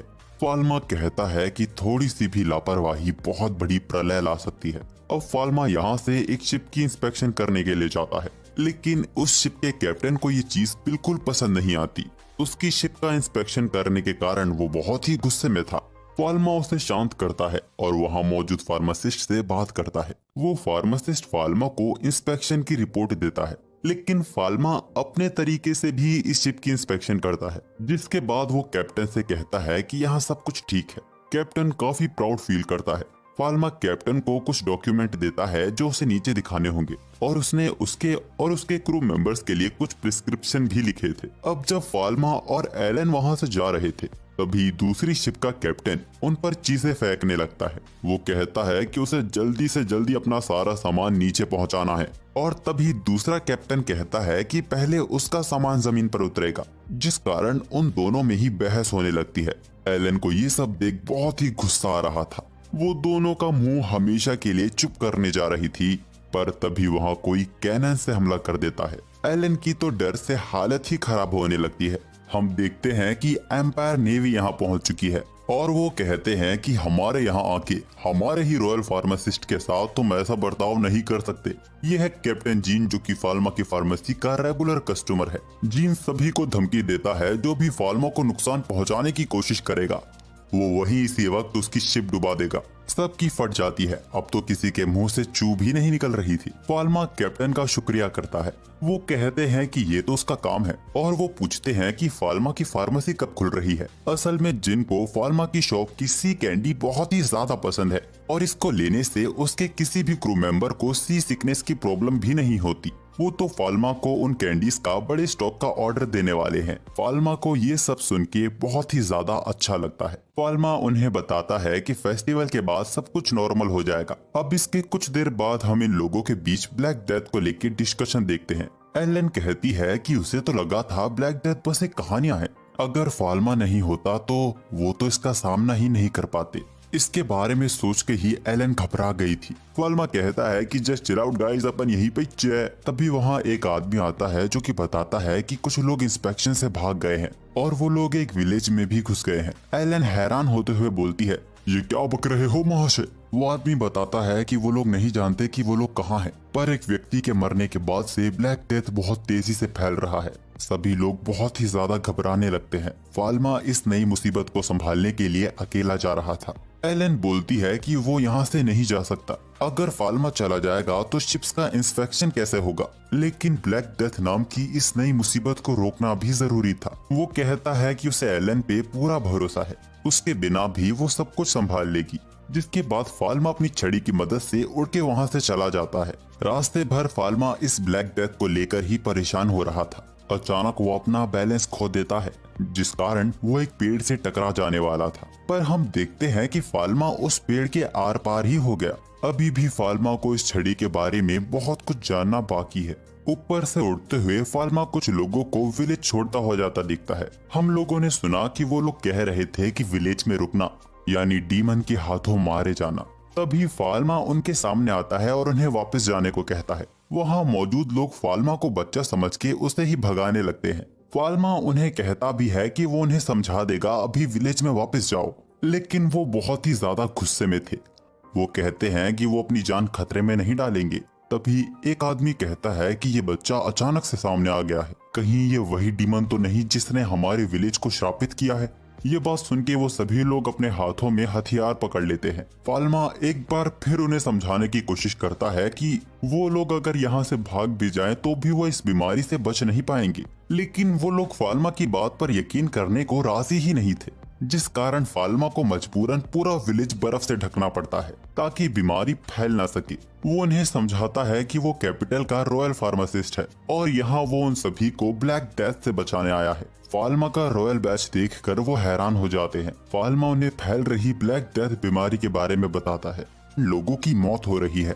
फाल्मा कहता है कि अगर वो इस बीमारी को खत्म कर दे तो सब बच जाएंगे, लेकिन वो वादा नहीं कर सकता कि वो सभी को बचा लेगा, पर वो अपनी तरफ से पूरी जान लगा देगा। लेकिन अगर वो लोग उसकी बात मानेंगे ही नहीं तो वो किसी को बचा नहीं पाएगा। इसीलिए वो चाहता है कि सभी लोग एक एक करके उससे अपना इलाज करवाएं। इसके बाद फाल्मा उस विलेज के मेयर और वहाँ के फार्मासिस्ट से मिलता है। सारी बातें बताने के बाद वो लोग तय करते हैं कि विलेज को 3 भागों में बांटा जाएगा। एक हिस्से में इन्फेक्टेड लोग रहेंगे और एक हिस्से में वो लोग जो अभी के लिए सेफ है और तीसरे हिस्से में वो लोग रहेंगे जिनका इन्फेक्शन बहुत ज्यादा फैल गया है। यहाँ दूसरी तरफ एम्पायर नेवी भी परेशान थी। एक शिप है जो कि उनकी बात बिल्कुल नहीं मान रही। ये बात जानने के बाद कैप्टन सभी को चौकन्ना रहने को कहते हैं। तभी उन लोगों की नजर उस शिप पे लगे झंडे पर जाती है। ये मदद का झंडा था। जब उन लोगों ने शिप की जांच की तो उन्होंने देखा शिप के तो सारे लोग मारे जा चुके हैं। क्रू मेंबर कैप्टन से पूछते हैं कि अब उन्हें क्या करना चाहिए। कैप्टन के पास अब कोई भी चारा नहीं है। ये वो लोग हैं जो इंस्पेक्शन से बच के भाग रहे थे। कैप्टन कहते हैं कि हमें शिप को डुबाना होगा। वो सभी को कैनन तैयार करने को कहता है। कैप्टन सोचते हैं कि अगर ये व्यापारी भागने की जगह अपना इलाज करवाते तो शायद सभी नहीं पर बहुत लोग इसमें बच जाते। वो फाल्मा की बात को याद करते हैं कि वो सबका इलाज करके सबको बचाना चाहता है, लेकिन अब बहुत ही ज्यादा देर हो चुकी है। कैप्टन को ना चाहकर भी उस शिप को डुबाने का ऑर्डर देना पड़ता है। अचानक सीन एक लेबोरेटरी पर जाता है। वहाँ के कुछ प्रोफेसर किसी एक प्रोफेसर की बात कर रहे थे जिसको निकाला जा रहा है। जिसको निकाला जा रहा है वो यही बूढ़ी अम्मा है, लेकिन वो अभी और काम करना चाहती थी। वो लोगों की मदद करना चाहती थी। माइक्रो ऑर्गेनिज्म में जो उन्होंने खोज की है वो लोगों के लिए किसी भी काम की नहीं। तो अब उन्हें भी लगता है कि शायद अब उन्हें रिटायर हो ही जाना चाहिए। वो अपनी असिस्टेंट से कहती है कि वो बस इस चीज को लेकर डरी हुई है कि उनके जाने के बाद इन ऑर्गेनिज्म का क्या होगा। यहाँ दूसरी तरफ फाल्मा बहुत ही ज्यादा टेंशन में है, क्योंकि उसे काफी सारे सीरियस केसेस को हैंडल करना था। जब वो अंदर जाता है तो वहाँ मौजूद फार्मासिस्ट पूछते हैं ये बच्चा कौन है। तब सैलमन के पुराने साथियों में से एक उन्हें बताता है कि जबान संभाल के बात करो, ये गॉड ऑफ मेडिसिन है। वो लोग फाल्मा को बताते हैं कि उन्होंने अपनी तरफ से पूरी कोशिश की, लेकिन वो ये पता करने में नाकाम रहे कि कौन इन्फेक्टेड है और कौन नहीं। फाल्मा इन पेशेंट्स को दवाई देने को कहता है और अपनी डिवाइन आई से सभी लोगों को एक साथ एग्जामिन करता है। यहाँ लगभग सारे के सारे ही इन्फेक्टेड हो गए थे। सिर्फ 2 लोग ही थे जो इन्फेक्टेड नहीं थे, उन्हें बस बुखार था। और चिंता की भी कोई बात नहीं है क्योंकि सबके लिए काफी दवा है। अब फाल्मा अपनी डिवाइन पावर से सबका एक एक करके ट्रीटमेंट करने लगता है। इसमें काफी समय लगता है। फाल्मा को रियलाइज होता है कि उनके पास दवाई तो है, लेकिन इलाज करने के लिए उनके पास प्रॉपर फार्मासिस्ट नहीं है। ये काम कोई नॉर्मल फार्मासिस्ट नहीं कर सकता, इसीलिए सारा काम फाल्मा को ही करना पड़ रहा है। और अगर फाल्मा एक ही जगह ज्यादा वक्त बिताएगा तो ब्लैक डेथ फैलता ही चला जाएगा। तभी दूसरे फार्मासिस्ट वहां आते हैं जो कि बताते हैं कि उन्होंने दवाई दे दी है। इसके अलावा फाल्मा के पास इनके लिए यहाँ कोई काम नहीं है। वो उन्हें उन लोगों को ढूंढने को कहता है जो कि इन्फेक्टेड है और कैपिटल की ओर बढ़ रहे हैं। फाल्मा उन्हें ऐसे लोगों का सामान तुरंत जला देने को कहता है। ऐसा करने से इन्फेक्शन फैलने की रफ्तार धीमी हो जाएगी, जिसके बाद वो उन्हें दवाई दे सकते हैं। यहाँ दूसरी तरफ एलन बहुत ही ज्यादा परेशान है। वो कहती है कि वो लोग कितनी भी कोशिश कर लें वो फाल्मा जितने बेहतर नहीं हो सकते। उनसे यहाँ बहुत ज्यादा गलतियां हो रही हैं। एलन मारिया के आगे कह देती है कि फाल्मा के पास खास एबिलिटीज है, जो सुन वो कंफ्यूज हो जाती है और पूछती है कि कैसी एबिलिटीज। एलन बात को संभालते हुए कहती है वो इतनी ज्यादा एक्सपीरियंस नहीं है और ना ही उसके अंदर फाल्मा जैसा टैलेंट है। और ऐसे ही वो लगातार फाल्मा की तारीफें करी जा रही थी। मारिया उसका हौसला बढ़ाते हुए कहती है कि एलन बाकी सभी कामों में बहुत ही ज्यादा अच्छी है और वो चीजों को काफी अच्छे से समझ लेती है और तेजी से काम करती है, जो कि फाल्मा नहीं कर पाता। एलन सवाल करती है मतलब मैं भी कुछ कामों में अच्छी हूँ। मारिया कहती है हाँ बिल्कुल, और मुझे खुशी है कि मुझे तुम्हारे साथ काम करने का मौका मिला है। यहाँ दूसरी तरफ हम उसी प्रोफेसर को देखते हैं जिसको हमने लेबोरेटरी में देखा था। ब्रूनो ने उसे जरूरी काम से अपने ऑफिस में बुलाया है। उन प्रोफेसर को लग रहा था कि उन्हें काम से निकाला जा रहा है, इसीलिए वो ब्रूनो को थैंक्स कह रही थी उसे मौका देने के लिए। ब्रूनो कहता है कि अभी तुम्हें निकाला नहीं जा रहा, उन्हें अपने एम्पायर के लिए एक बहुत ही बड़ा काम करना है जिससे पूरी दुनिया को बचाया जा सकता है। वो प्रोफेसर एकदम हैरान हो जाती हैं और कहती है कि वो ये सब कैसे करेगी। ब्रूनो उन्हें बताता है कि उन्हें एक माइक्रो ऑर्गेनिज्म से एक मेडिकल सब्सटेंस निकालना है। जब उन्हें उसके नोट्स दिखाए जाते हैं तो वो काफी इम्प्रेस होती है। ये फाल्मा के बनाए नोट्स थे जिसको काफी अच्छे से और डिटेल में लिखा गया था, और वो बताती है कि जिन मेडिकल सब्सटेंस का इसमें जिक्र किया गया है वो तो उनकी लेबोरेटरी में काफी वक्त से पड़ी है। ब्रूनो एकदम हैरान हो जाता है। ब्रूनो देखता है और उसे यकीन नहीं होता कि ये सब तो पहले से ही उनके पास थी, लेकिन अभी भी इनसे दवाइयां बनाना बाकी था। ब्रूनो उस प्रोफेसर का बजट बढ़ा देता है और कहता है कि अभी वो रिटायर नहीं हो सकती। वो प्रोफेसर खुश हो जाती हैं और कहती हैं कि मुझे होना भी नहीं था। तभी उनकी असिस्टेंट वहां आती है जिसने वहां सभी को एक ऐसी खबर दी जिसने सबको वहां हैरान कर दिया। वहां दूसरी तरफ विलेज में सभी लोगों का इलाज हो गया था। इसमें वाकई बहुत ही ज्यादा वक्त लग गया। फाल्मा ने यहाँ कई लोगों की जान बचाई, लेकिन कुछ लोग ऐसे भी थे जिनको फाल्मा बचा नहीं पाया। फाल्मा विलेज के लोगों को सतर्क करता है कि अभी भी सब कुछ खत्म नहीं हुआ है। इस बीमारी को रोकने के लिए उन्हें फाल्मा की मदद करनी होगी। फाल्मा ने बर्फ से इस विलेज को ढक दिया है और डिवाइन पावर की वजह से ये बर्फ पिघलेगी भी नहीं, इसीलिए यहाँ से इन्फेक्शन फैलना बहुत ही मुश्किल है। फिर भी वो कहता है कि वो किसी भी जानवर को ना छुए और जो भी जानवर विलेज में घुसने की कोशिश करे उसे तुरंत मार दें और कम से कम उन्हें अभी भी 2 हफ्तों तक विलेज में रहना होगा। वो लोग फाल्मा का शुक्रिया करते हैं और फाल्मा वहाँ से उड़ के चला जाता है। रास्ते में वो ये सोच रहा था कि उसे यहाँ वाकई बहुत ज्यादा वक्त लग गया। तभी फाल्मा की नजर उड़ते हुए काले धुएं पे जाती है। जब उसने वहाँ जाकर देखा तो वहाँ चर्च के लोग मौजूद थे। ये लोग कैपिटल में कुछ सामान ले जाने की कोशिश कर रहे थे। वो लोग कहते हैं कि उन्होंने कुछ भी नहीं किया, वो लोग तो वही कर रहे थे जिसके लिए उन्हें कहा गया था। हालांकि इनके सामान को तुरंत जला दिया गया था। फाल्मा उन लोगों को एग्जामिन करता है। ये सारे के सारे ही ब्लैक डेथ से इन्फेक्टेड थे। फाल्मा उनसे सीधा सीधा सामान के बारे में पूछता है। वो बताते हैं कि बग्गी में लकड़ियों के बने सामान थे और मसाले और सफेद गिलहरियां। फाल्मा ये सुन एकदम हैरान हो जाता है। ये व्हाइट स्क्विरल को पैंटी आइलैंड से ही लाया गया है। पैंटी आइलैंड वही जगह है जहाँ से ये ब्लैक डेथ शुरू हुआ है और आज के वक्त में ब्लैक डेथ से वहाँ कोई भी नहीं बच पाया है। फाल्मा उनसे पूछता है कि वो ये सब क्यों कर रहे हैं। वो बोलते हैं कि उन्हें पैसे दिए गए थे, वो तो बस अपना बोला हुआ काम कर रहे थे। वो बताते हैं कि उनके साथ 5 होली नाइट भी मौजूद थे। होली नाइट्स के बारे में फाल्मा कुछ नहीं जानता था। चर्च के प्रीस्ट फाल्मा को बताते हैं कि होली नाइट्स को बहुत ही अच्छे तरीके से डिवाइन आर्ट में ट्रेन किया जाता है और वो बहुत ही ज्यादा ताकतवर होते हैं, लेकिन वो रॉयल फैमिली या गॉड के रूप को ही प्रोटेक्ट करते हैं, तो इस काम में उनका होना बहुत ही अजीब बात है। अब फाल्मा सभी कड़ियों को जोड़ने लगता है। होली नाइट्स ही इस बीमारी को देश भर में फैलाने की कोशिश कर रहे हैं। शायद क्वीन को जो बीमारी थी वो भी ब्लैक डेथ ही थी। शायद वो क्वीन को मार के देश में सत्ता पलट करने की कोशिश कर रहे थे, पर फाल्मा की वजह से वो नाकामयाब रहे, इसीलिए शायद वो पूरे देश को निशाना बना रहे हैं। वो लोग चिल्लाने लगते हैं कि हमने तुम्हें सब कुछ बता दिया है, अब हमें दवाई दे दो, हम मरना नहीं चाहते। चर्च के प्रीस्ट फाल्मा को दवाई देने से मना करते हैं, लेकिन फाल्मा एक फार्मासिस्ट है और उसका काम सबको दवाई देना है।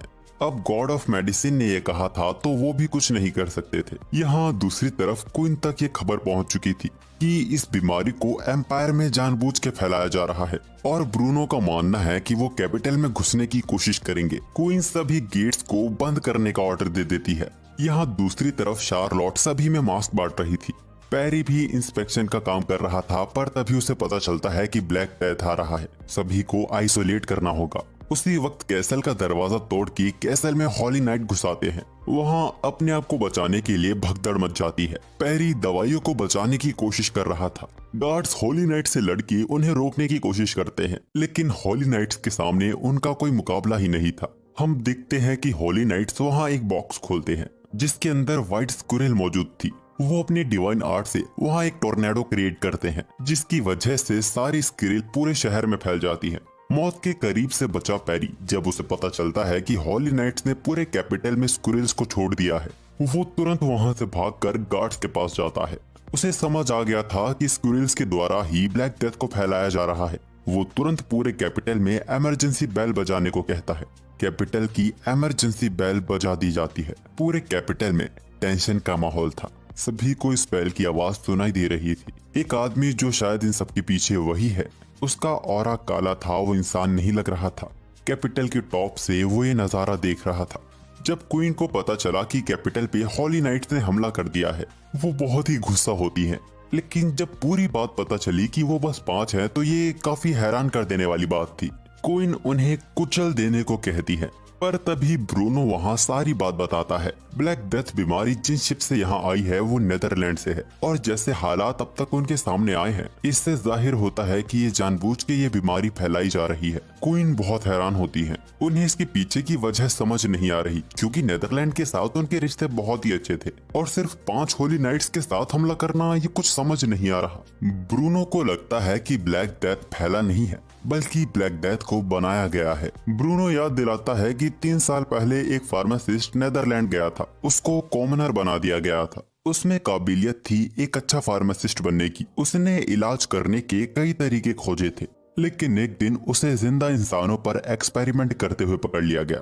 ये कदम इंसानियत के बिल्कुल ही खिलाफ था। चर्च के लोगों ने उसे पकड़ लिया और उसके डिवाइन आर्ट को सील कर दिया। उसे उसकी यूनिवर्सिटी से भी बाहर निकाल दिया गया था। ब्रूनो बताता है कि वो जहाँ तक जानता है वो कई सारे वायरस पर रिसर्च कर रहा था। सभी लोग वहाँ सोचने लगते हैं कि आखिर वो शख्स था कौन। वो शख्स था ब्रूनो के स्कूल का कॉलेज का दोस्त कैमस। ब्रूनो वहाँ कहता है कि वो कैमस को रोकेगा और उसे खत्म कर देगा। यहाँ दूसरी तरफ गार्ड सफेद गिलहरियों को कैपिटल में फैलने से रोकने की कोशिश कर रहे थे और कई गार्ड्स होली नाइट्स को भी रोकने की कोशिश कर रहे थे, लेकिन वो हर एक चीज में नाकाम थे। होली नाइट्स बहुत ही ताकतवर हैं, उनके पास डिवाइन आर्ट है, लेकिन तभी वहाँ सैलमैन आता है जो अपने होली मैजिक से सभी होली नाइट्स को पकड़ लेता है। यहाँ टेंपल गार्ड्स और हेड प्रीस्ट को देख होली नाइट हैरान होते हैं। सैलमन कहता है, गॉड की दी हुई शक्तियों से गॉड के खिलाफ जाना ये बिल्कुल भी माफ नहीं किया जाएगा। सैलमन डिवाइन पावर का यूज करता है और सभी होली नाइट्स को कैप्चर कर लेता है।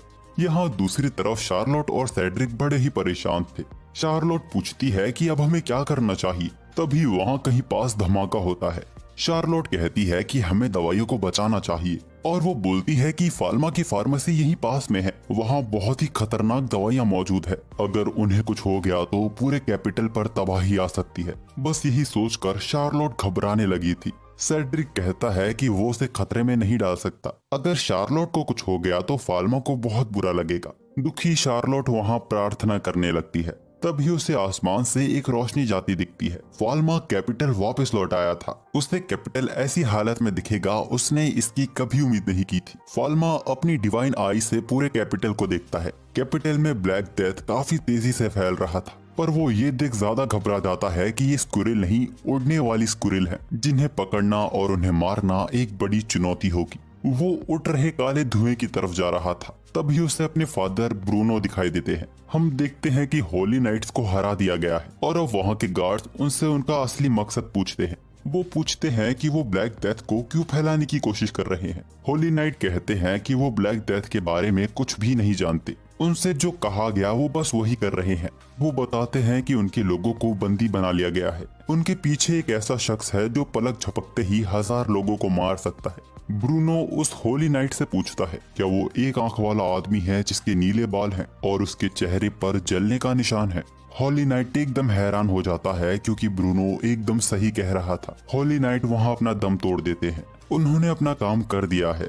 उन्हें उम्मीद है कि अब उनके लोगों को छोड़ दिया जाएगा। ब्रूनो इनका अंतिम संस्कार करने को कहते हैं। फाल्मा ब्रूनो से पूछता है कि क्या वो जानते हैं कि इसके पीछे कौन मास्टरमाइंड है। ब्रूनो बताते हैं कि एक ऐसा फार्मासिस्ट जिसके पास दिल नहीं है, कैमस, जो अब एक शैतान बन चुका है। इमरजेंसी बेल को रोक दिया जाता है, जो देख शार्लोट बहुत ही ज्यादा खुश होती है, जिसके बाद वो फाल्मा की फार्मेसी की ओर दवाइयों को बचाने जा रही थी। यहाँ दूसरी तरफ होली नाइट्स का इज्जत से अंतिम संस्कार किया जाता है। सबको लग रहा था कि अब सब कुछ कंट्रोल में है, लेकिन तभी फाल्मा को एक अजीब एहसास होता है। वो अपनी डिवाइन आई का यूज करता है। उसे एक काली परछाई दिख रही थी। फाल्मा बिना कुछ बताए वहां से भागने लगता है। ब्रूनो भी समझ जाते हैं और गार्ड्स को कहते हैं कि घंटी बजाते रहो, कैमस यही मौजूद है। वो अपने एक्सपेरिमेंट का नतीजा अपनी आंखों से देखने आया है। यहाँ दूसरी तरफ शार्लोट देखती है कि फार्मेसी की खिड़कियां खुली हुई है। उसे लगता है कि फाल्मा वापस आ गया है। सेड्रिक फार्मेसी का लॉक खोलता है और शार्लोट अंदर चली जाती है। तभी सेड्रिक सोचता है कि दरवाजा बंद है तो खिड़कियां कैसे खुली हुई है। उसे समझने में देरी हो गई थी। दवाइयों के रूम में शार्लोट फाल्मा को ढूंढती है, लेकिन वो देखती है कि यहाँ कोई भी नहीं है। अब उसे वहाँ डर लग रहा था। वो खिड़कियां बंद करने जा रही थी, तभी सेड्रिक वहाँ आता है। उसने शार्लोट को डरा दिया था, लेकिन तभी सेड्रिक जमीन पर गिर जाता है और अब वो शख्स शार्लोट की तरफ बढ़ रहा था। फाल्मा भी फार्मेसी पहुंच गया है। फाल्मा अपनी डिवाइन आई का यूज करता है। उसे जमीन पर कोई पड़ा दिख रहा था और एक काली परछाई जो कि इंसान तो नहीं है। वो लोग फार्मेसी का दरवाजा तोड़ के अंदर जाते हैं। कैमस वहाँ मौजूद था। उसे भी वहाँ एक पवित्र प्रेजेंस महसूस हो रही थी। ब्रूनो फाल्मा को सेड्रिक और शार्लोट को बचाने को कहता है। कैमस का सामना वो करेगा। वो कैमस पर आइस ब्लेड डांस मैजिक का यूज करता है, लेकिन कैमस को कोई हरकत करने की भी जरूरत नहीं पड़ी। वो हमला उसके आगे बिल्कुल ही बेकार था। हम कैमस का असली रूप देखते हैं, जो बहुत ही वाहियात दिख रहा था। ब्रूनो अब आइस लांस का यूज करता है। कैमस भी अब अपना असली रूप दिखा रहा था। और यहाँ फाल्मा एकदम हैरान है, जो पॉइजन शार्लोट और सेड्रिक के शरीर में मौजूद है। फाल्मा ने ऐसा जहर कभी नहीं देखा, और अगर उसने देरी की तो वो दोनों को ही बचा नहीं पाएगा। ये एक जहर नहीं, कई सारे जहर थे। फाल्मा एक एक करके हर जहर को खत्म कर रहा था। यहाँ ब्रूनो का हर एक मैजिक कैमस की ब्लैक एनर्जी के आगे बेकार दिखाई पड़ रहा था, बल्कि अब वो ब्रूनो को एक तरफा कर रहा है।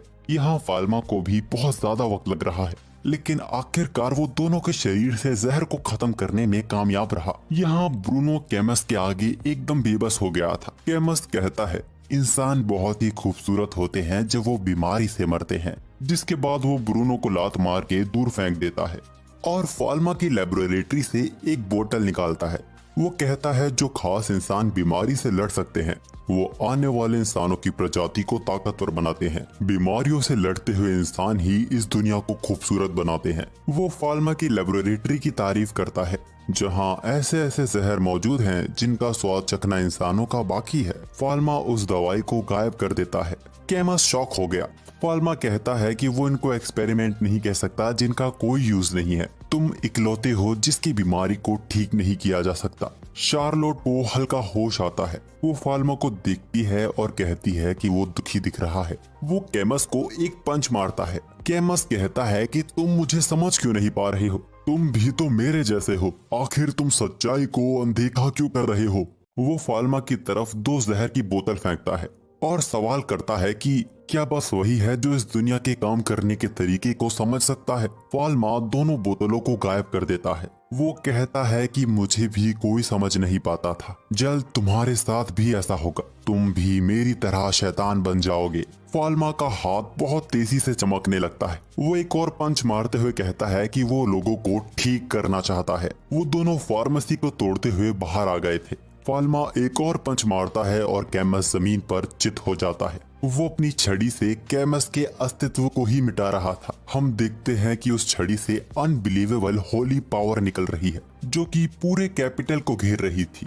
इस चमक को हर कोई देख पा रहा था। सैलमन गॉड ऑफ मेडिसिन की इस ताकत को पहचान लेता है। छड़ी की उन ताकतवर शक्तियों में से एक प्यूरिफिकेशन पावर, जो हर एक बीमारी को खत्म कर देती है। फाल्मा अभी भी गुस्से में दिख रहा था। वो कैमस को बेवकूफ कहता है। ब्रूनो भी अपने दोस्त को उस इविल स्पिरिट से आजाद होते हुए देखते हैं। उन्हें इस बात की खुशी थी।